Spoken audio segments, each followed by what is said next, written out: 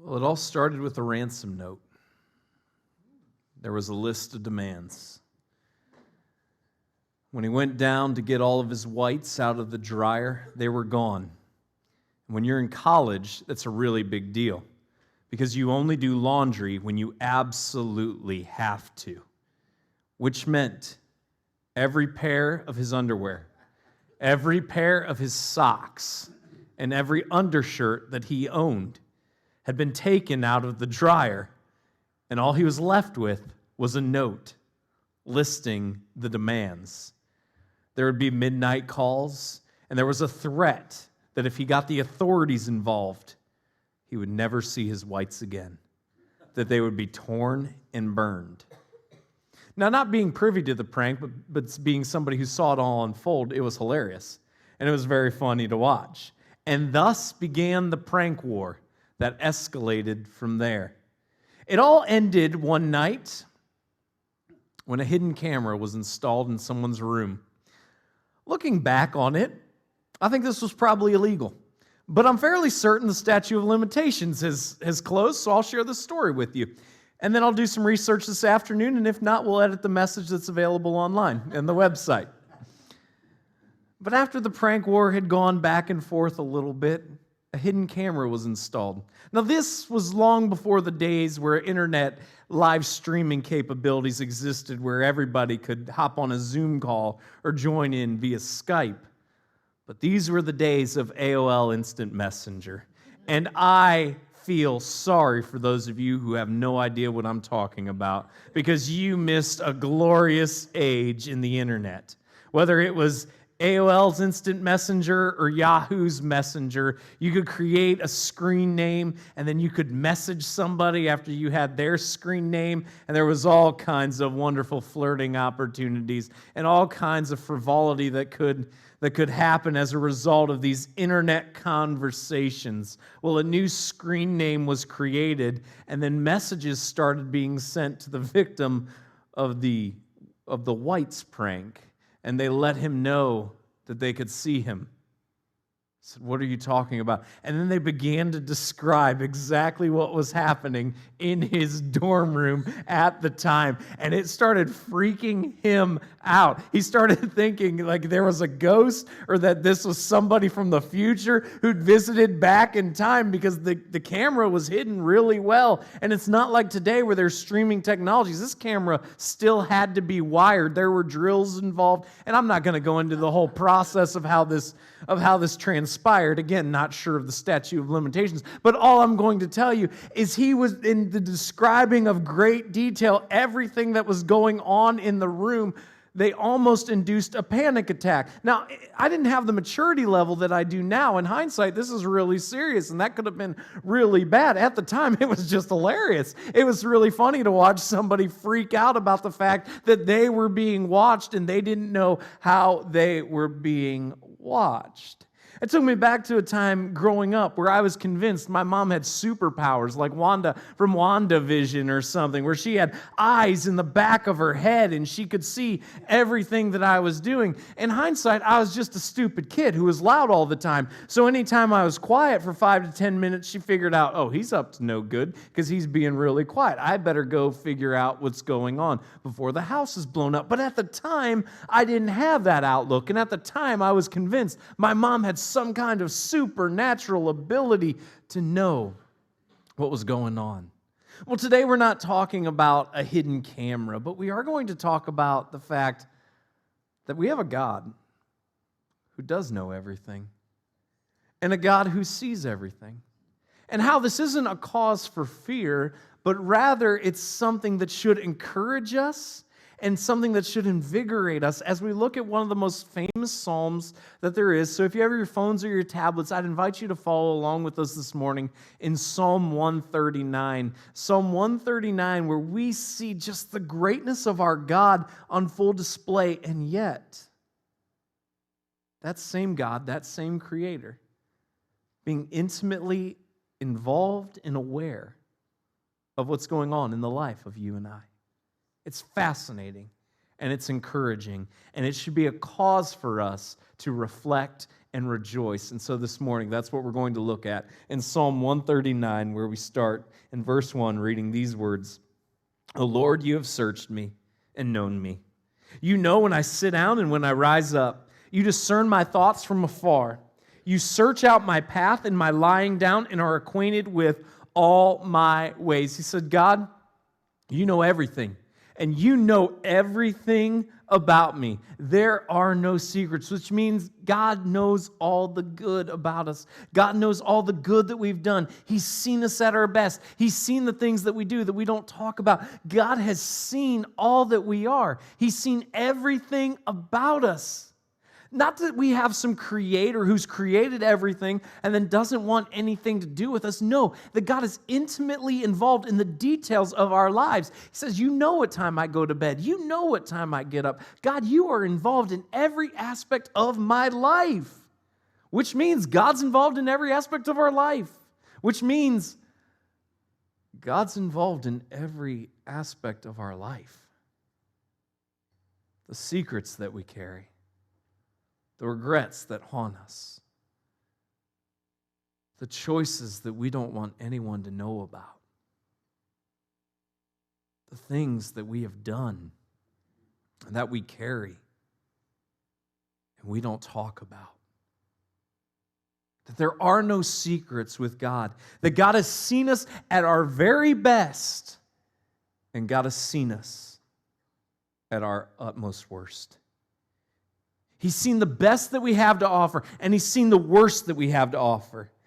That's the God that we serve, that there are no secrets. God sees and knows everything. He is intimately aware of every aspect of our lives, and there are no secrets. The very creator of this universe, the things that we look at and we marvel about, He is aware of the intimate details of your life and of my life.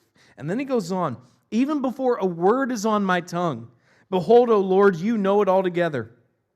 You hem me in, behind and before, and lay your hand upon me. Such knowledge is too wonderful for me. It is high. I cannot attain it. He says, God, you know the words that I speak. Not only does God know everything about us, but God knows the words that we speak. And some of you are freaking out right now because the actions, yeah, you're pretty good, but the words, that's what trips you up. And others of you are just relaxing and you're reflecting right now. You're like, I'm not really that worried about it.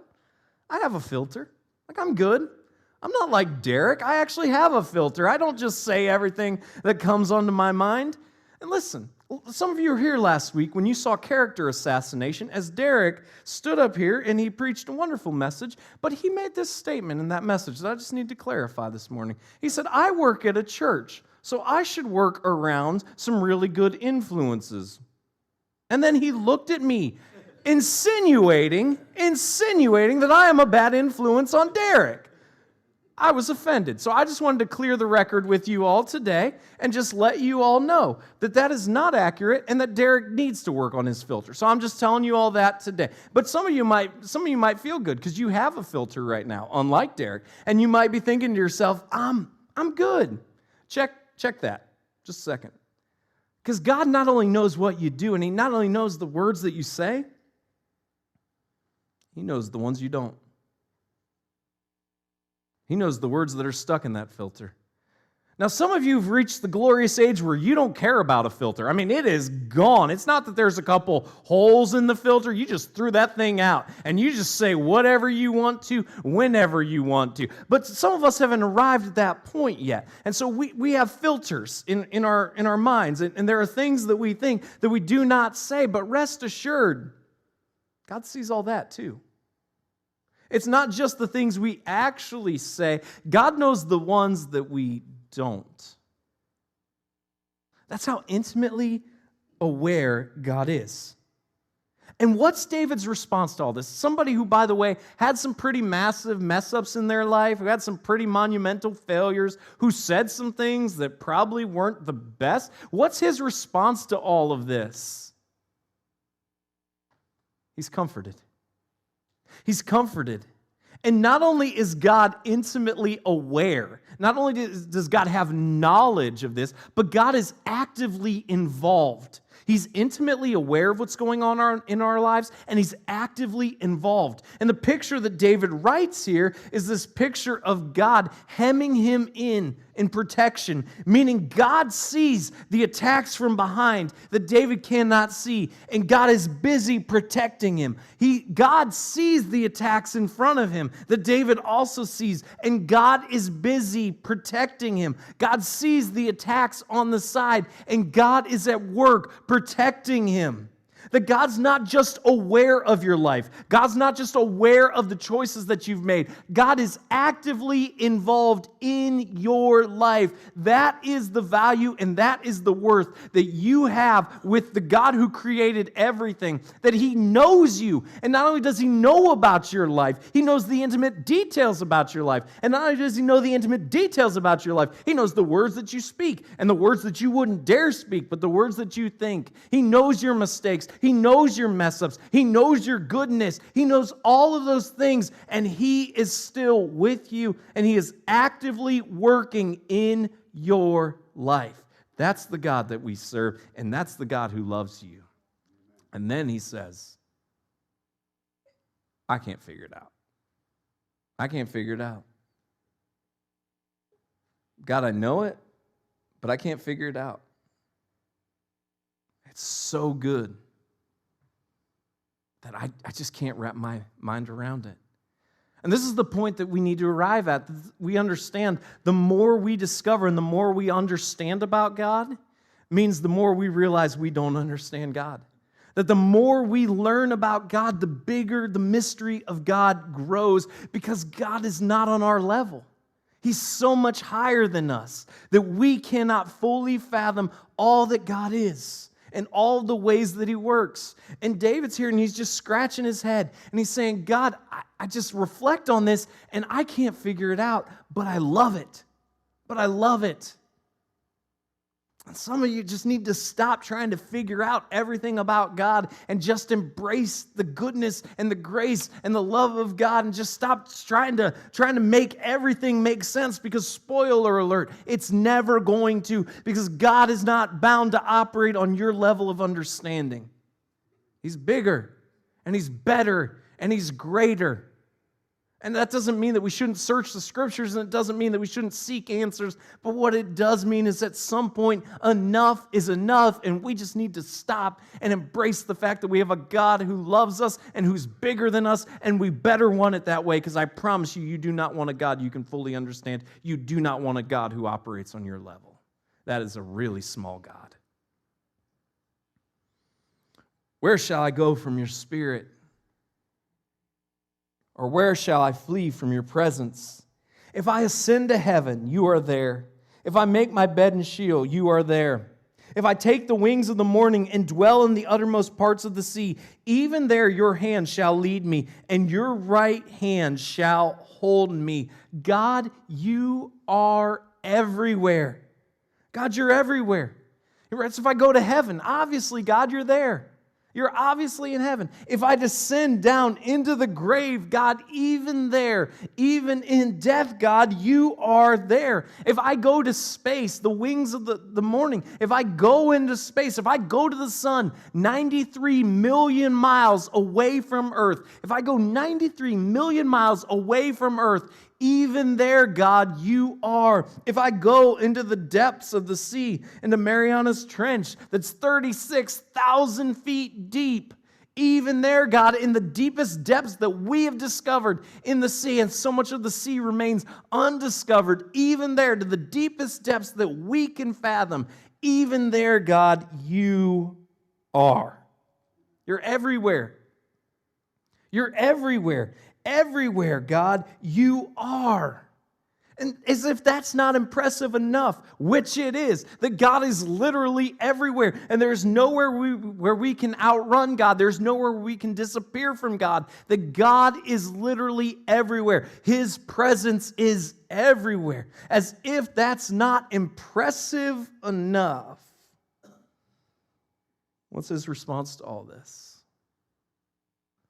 That God, if I go to heaven, God, if I descend to the grave, God, if I go to the sun 93 million miles away, God, if I go into the deepest depths that the ocean has to offer, that we've discovered, 36,000 feet, God, if I go any of those places, you are there. But not only is God there, in your hand holds me. It's not just that God's everywhere, but God is active in our lives, that His hand is holding you and I, which means no matter what we face, no matter where we go, no matter what comes before us, no matter what challenge we discover, no matter what we have to encounter, we are not alone. That God's right there. And I'm talking to some people that the last year has been the most incredibly difficult year of your life. You've been socially distanced. You haven't seen a lot of people. And in that time, you feel distant and you feel isolated and you feel alone. And you just scratch your head and you begin to wonder, 7-8 billion people in the world, what do I matter? What do I matter? Who really cares about me? What difference does my life really make? In the span of all of this, what difference am I? Am I one person? What worth do I have? What do I matter? And the answer is the worth and the value you have is the creator of the universe is right there with you in your life and in your story. And it doesn't matter where you go. It doesn't matter what you face. He's not leaving you, and His hand is holding you through everything you could ever experience and more. God's got you. You are not alone. He's got you. And he goes on, if I say, surely the darkness shall cover me, and the light about me be night, even the darkness is not dark to you. The night is bright as the day, for darkness is as light with you. He's like, God, you got night vision. You got night vision. There's even darkness doesn't cut it. I can't escape. I can't be covered. God, there's no way to not be seen by you. For you formed my inward parts. You knitted me together in my mother's womb. I praise you, for I am fearfully and wonderfully made. Wonderful are your works. My soul knows it very well. My frame was not hidden from you when I was being made in secret, intricately woven in the depths of the earth. Your eyes saw my unformed substance. In your book were written, every one of them, the days that were formed for me, when as yet there was none of them. Do you understand your value? Do you understand your worth? That the creator of all of this, all these things that we see in our world that we just shake our heads and we marvel at the goodness of God that He created, and it just blows our mind when we see the natural beauty, that very same God, that very same creator took the time to knit you and I together. That's the God that we serve, that He knit us together. Now, this might catch you by a surprise, but knitting is not a hobby of mine. I've never knitted anything. In fact, frankly, I have no desire to knit anything. If you want to knit things, that's fine. But I decided I would do some research this week on knitting. And after 3 pages of Google results, I'm like, I need to find something a lot more basic than what I've just read because I don't understand it all. And there's all kinds of needles and stitches, and you could spend hours looking into days, really. So then I found a nice synopsis that I thought summed it up really well for us, and I want to share it with you. In case, like me, you're not a knitting fan. And here's what it said. Knitting is a slow hobby. Really slow when you are a beginner. A fast knitter may knit a sweater in as little as 15 hours. Let me read that again in case you missed it. A fast knitter may knit a sweater in as little as 15 hours of actual knitting time. So that is a couple of weeks to a month in project time. Most of us take several months to a year to knit a sweater. Several months to a year to knit a sweater. There has to be a better hobby available to you, I promise. There just has to be. I don't get it. But if you love knitting, that's great. But understand this. It takes an expert 15 hours. Like the best of the best. 15 hours to knit a sweater, which they say is weeks to a month in actual time. It takes most people who just pick up some knitting needles and some yarn or whatever you use to knit. I don't even know. It takes most of you like a year to knit together a sweater. And this is the level of involvement that God has in each and every one of us, that we are being formed in our mother's womb, and God has His fingerprints all over us. Every aspect of who we are, every aspect of the gifts and the talents and the abilities that we have, every aspect about what energizes us and what discourages us, God is molding us, and He's making it so no two of us are the same, that each of us are unique. That's your value. That's your worth. That the creator of this universe saw it to bring you into existence and created you the way you are. And I know some of you, this is really hard to accept. And this is really hard to embrace. Because some of you have been told all your life, you're a mistake. You're a mistake. You weren't planned. You're a mistake. And if you're the younger sibling, you've been told that by your older sibling at some point. Like, they didn't mean to have you. Like, they wanted to have me, but they didn't really mean to have you. Like, so everybody's heard that. And unfortunately, some people hear that from a parent in a moment of anger or a moment of rage or a moment of drunkenness. Well, I didn't want you anyways. You're a mistake. Those wounds stick with you. When other people are insecure and other people are unhappy about themselves, one of the outlets that they look is to try to bring other people down. That's why all of us who've survived middle school deserve an award, because it's the most awkward time of our lives. And for those of you who are in middle school right now, it's okay. Just keep going. Life will get better. I promise. But man, it's awkward. Your body's weird. Your friends are all turds. You don't want anybody to know that you've got parents. I'm just being honest. You don't want anybody to know that you've got parents. And so you're trying to figure out, like, what is my life? Like, what is this? And most people progress past that, and they realize, wow, that was a really immature part of my life. But some people never do. And they carry this toxic mentality that they just need to go around and they just need to discourage everybody. They just need to drag everybody else down. And the way they do that is they go about trying to find flaws in everybody else's life, and they just highlight those flaws constantly. And maybe those words have stuck with you. Maybe those words have stuck with you, and they've allowed your self-image to become not who God created you to be, not what God made you, but they've allowed your self-image to become what somebody else said about you because they're insecure about themselves and their own life. And church, you've got to hear me, and you've got to remember that you were designed by God. God did not make a mistake. You have a purpose. God has a plan for your life, and He knit you together. God's fingerprints are all over you as an individual and as a unique person. God made you, and He loves you. And what's the response to all this? He says, I praise God. I praise God because He's God. Yep. I praise God because of all the greatness that He's done. Yep. I praise God because of all the wonderful ways that God has worked. Yep. I praise God because of me. Yep. And we might scratch our heads at that. We might be like, what? Is that right? And it is. It says, I praise you, God, because I am fearfully and wonderfully made. I praise you because I am fearfully and wonderfully made.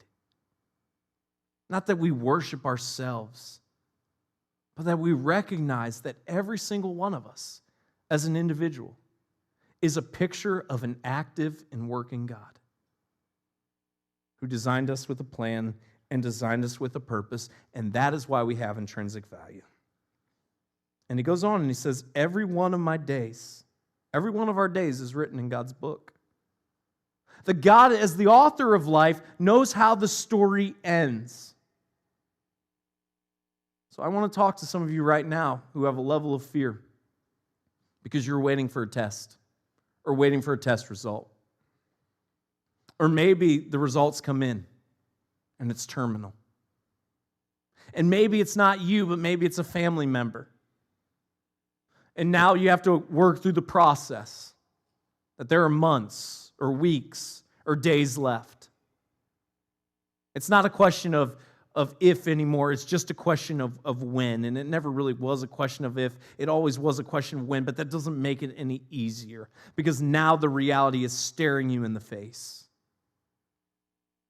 And this isn't meant to mean that that's going to be an easy process. Death is never easy. It isn't meant to say that there's nothing to feel sad about. There's always a sense of sadness with loss.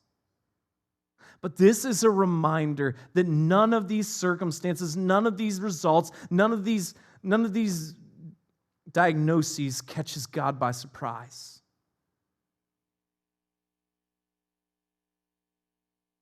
And that there's nothing as a follower of Jesus for you to fear. Because the God who's everywhere and the God who's intimately involved in the aspects of your life has also known the end chapter of your life before the story even began.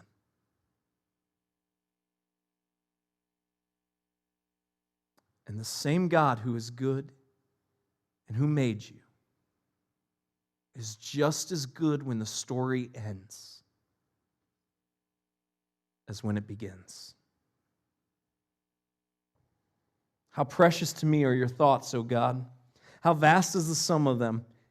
If I would count them, they are more than the sand. I awake and I am still with you. David writes, God, I can't get over how great you are. I can't get over how great you are. I could never count all the ways you are great. It's like the sand on the beach. I could never count how great you are.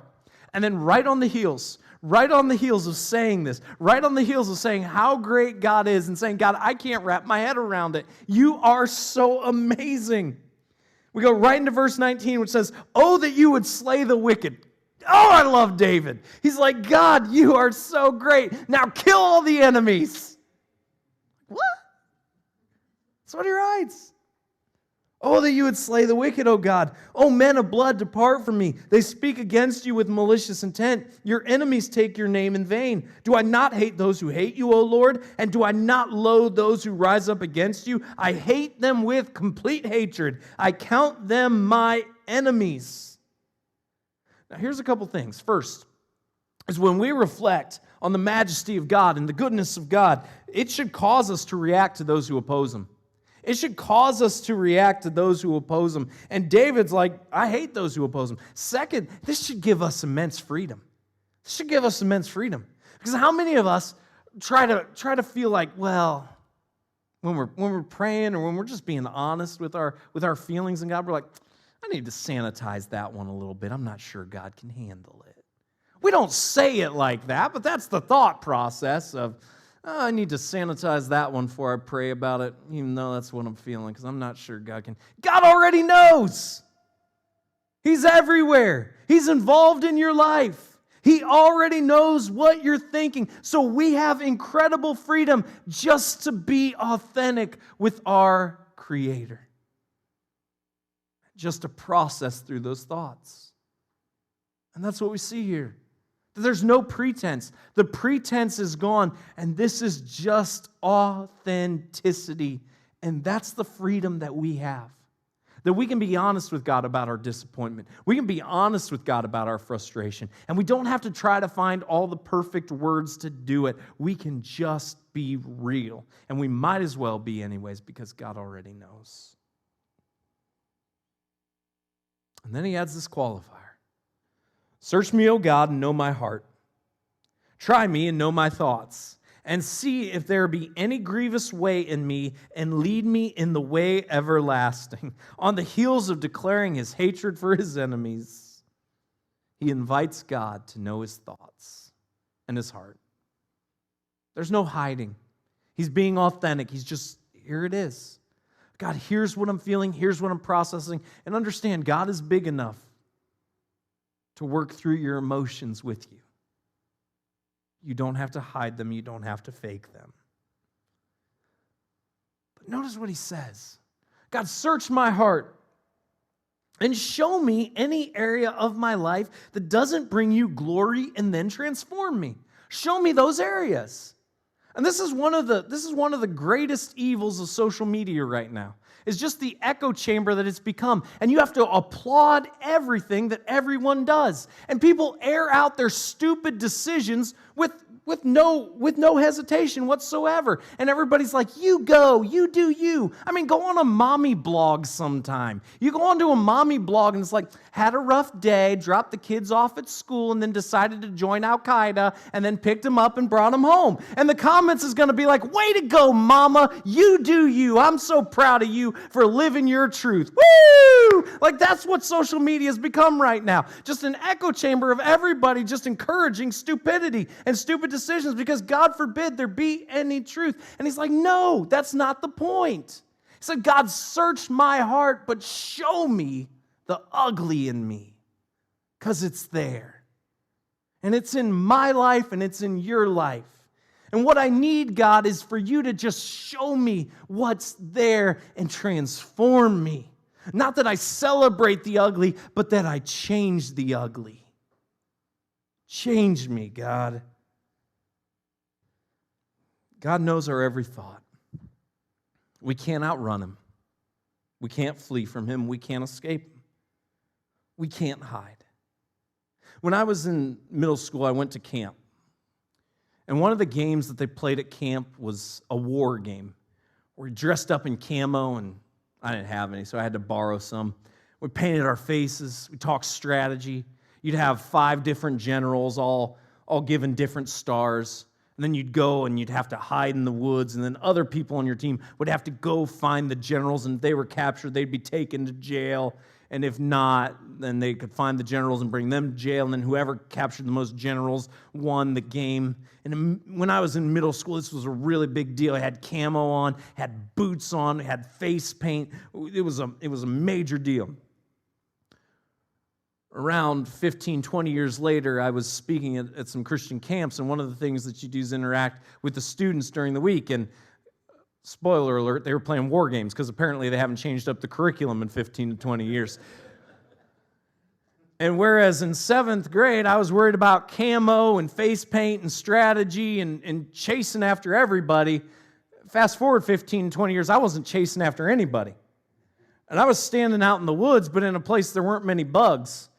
And if you wanted me to hop across the creek, there was no way, because there is nothing more miserable than soggy socks. I am telling you, it doesn't matter how good your day's going. The second you get a soggy sock, it's over. And it is a horrible day from that point forward. Soggy socks are the worst. I just wasn't going to do any soggy socks. It wasn't worth it to me. Whereas when I was in 7th grade, no obstacle was too great for me to overcome. Fast forward 15, 20 years, any obstacle's too great for me to overcome. I'm just going to hang out and be comfortable. Check this out. For those of you who are dating right now, pursuing somebody, think about this. What are the obstacles that stop that process? What are the obstacles? Every obstacle. Uncertainty, distance, darkness, lack of understanding. Any of those things are brought into the equation, and we stop the pursuit. What's fascinating is everything that would stop us from pursuing someone, whether that's uncertainty or distance or darkness or lack of understanding, is not an obstacle with God. That He moves all those obstacles out of the way so that we can have a relationship with Him. That Jesus came to take care of our greatest obstacle, that is our sin. And He paid the price and the penalty for our obstacle and took it away. and He knows the details of your life, the good and the bad, the best of you and the ugliest parts of you. And He loves you anyway. Jesus, I pray, God, that we would just realize the value that we have as people you've created. I pray for the person who's here and who's watching today online and who is starting to really struggle with this concept and this idea because all their life they've been told they're a mistake. All their life they've been told what's wrong with them. All their life they've heard nothing but negative messages. And God, I pray today is the day that your Spirit gets a hold of their heart and louder than all of that noise conveys to them their value and their worth. I pray you'd encourage their heart. I pray, God, for the person that's never surrendered their life to you, never experienced the intimate connection that you want to have with them. And God, I pray today would be the day, even in this moment in their heart, God, they would just cry out, Jesus, I'm a sinner. And I need you. Realize you died on the cross for me and you rose again 3 days later, providing a way for me to have a relationship with you. And I pray, God, in this moment right now, eternities would be changed.